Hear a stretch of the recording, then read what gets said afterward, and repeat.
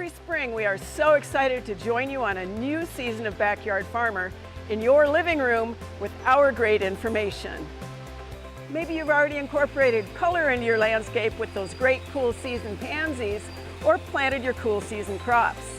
Let's take a minute though and back up, think about incorporating color and all that beauty into your whole landscape over the entire growing season. Maybe you have your heart set on a beautiful new tree or shrub for your landscape, like this witch hazel that will attract early pollinators, or a quince, or even an old forsythia. In any case, make sure that your site will accommodate what that plant needs and everybody will be happy. More of us want something to grow in our gardens that we can eat, whether you're starting with herbs that can go in a container on your patio, fruit trees, or even some of those edible shrubs in your gardens. Plant it where it will love it, enjoy it, harvest that largesse, and share it with your neighbors. We started our season and our show with some samples. Now it's time for you to kick back, relax in that great new patio furniture, and let us answer all your questions on Backyard Farmer.